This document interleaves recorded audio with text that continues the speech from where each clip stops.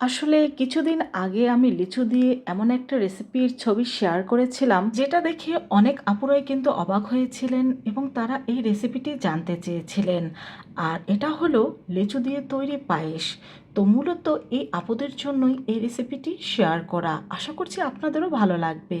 তো এই জন্য এখানে আমি 1 লিটার পরিমাণ লিকুইড গরুর দুধ নিয়ে নিয়েছি, তার মধ্যে দিয়ে দিচ্ছি স্বাদ মতো চিনি, আর দিয়ে দিচ্ছি 1 লিটার দুধের জন্য 1.5 টেবিল চামচ পরিমাণ কর্নফ্লাওয়ার। যেহেতু এই পায়েসটা তৈরি করার ক্ষেত্রে চালের গুঁড়া ব্যবহার করা হয় না, তো সেজন্য আমরা কর্নফ্লাওয়ারটা ব্যবহার করেছি, যেটা দুধটাকে ঘন করতে সাহায্য করবে। তো দুধটাকে আমরা কিন্তু এখন জাল করে নিচ্ছি, আর এটাকে কিন্তু ভালোভাবে নাড়তে হবে, তা না হলে কিন্তু কর্নফ্লাওয়ারটা দলা পেকে যাবে। আর দুধটা কিছুটা ঘন হলেই আমরা চুলা থেকে নামিয়ে নেব। এখন এটাকে ঠান্ডা করে রেখে দেব ফ্রিজে আরও ভালোভাবে ঠান্ডা হওয়ার জন্য। আর ঠান্ডা হওয়ার পর কিন্তু এটা আরও ঘন হয়ে যাবে। তো এখানে আমি কিন্তু কিছু লিচু নিয়ে নিয়েছি, আর এই লিচু থেকে কিছুটা বড় বড় সাইজের লিচু আমি বেছে এইভাবে নিয়ে নিচ্ছি। তো এখানে কিন্তু আমি বেশ অনেকটা লিচু নিয়ে নিয়েছি। এখন এই লিচুগুলোর খোসাটা আমি ভালোভাবে ছাড়িয়ে নেব।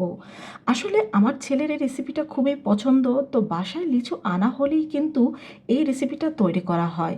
আসলে এটা খেতে এতটাই দুর্দান্ত যে ছোট থেকে বড় সবাই খুবই পছন্দ করে। তো সব লিচুর খোসাটা ছাড়িয়ে নেওয়ার পর এখন একটা একটা লিচু আমি হাতে নিয়ে নেব, আর তার মাঝ বরাবর ঠিক এইভাবে করে চিড়ে নেব। এরপরে হাত দিয়ে এইভাবে বিচিটাকে ঘুরিয়ে নিলেই কিন্তু বিচিটা বের হয়ে আসবে। আর প্রত্যেকটা লিচুরই কিন্তু এইভাবে করে আমি ভেতর থেকে বিচিটা বের করে নেব। আর বিচিটা বের করার পরও আপনার কাছে মনে হবে লিচুগুলো এখনও আস্তই রয়েছে। তো সবগুলোর বিচি কিন্তু আমি ফেলে নিয়েছি। এখন এখানে আমি নিয়ে নিচ্ছি প্রায় 1 কাপের মতো গুঁড়া দুধ, আর তার মধ্যে আমি দিয়ে দিচ্ছি এখানে পেস্তা বাদাম আর কাজু বাদাম কুচি। এখন এখানে আমি দিয়ে দেব যে দুধটা আমরা জাল করে রেখেছিলাম তার থেকে 1 টেবিল চামচ পরিমাণ লিকুইড দুধ। এখন এই দুধের সাথে বাদামটা আমি ভালোভাবে মিশিয়ে নেব। আর এটা মিশিয়ে নেওয়ার পরে দেখবেন যে এটা ঠিক মাওয়ার মতো তৈরি হয়েছে, যেমন দুধের মাওয়াটা আমরা তৈরি করে থাকি। তো মাওয়াটা তৈরি করে নেওয়ার পর এটাকে এক সাইড করে রেখে দিচ্ছি। এখন যে লিচুর বিচিগুলো আমরা ফেলে রেখেছিলাম তার মধ্যে এই মাওয়ার পুরটা আমরা দিয়ে দেব। দেখুন কিভাবে করে আমি এটাকে দিয়ে দিচ্ছি, আপনারা আপনাদের আন্দাজ অনুযায়ী দিয়ে দেবেন। আর এভাবে করে কিন্তু প্রত্যেকটা লিচুর মধ্যে আমি এই দুধের পুরটা বা মাওয়ার পুরটা দিয়ে দেব। এই লিচুর সিজন থাকতেই কিন্তু আপনারা ট্রাই করে দেখতে পারেন, দেখবেন আপনাদেরও ভালো লাগবে। তো সবগুলো লিচুর মধ্যে পুরটা দিয়ে দেওয়ার পর এখন সেই ঠান্ডা করা দুধটা আমি আলাদা একটা বাটির মধ্যে নিয়ে নিয়েছি।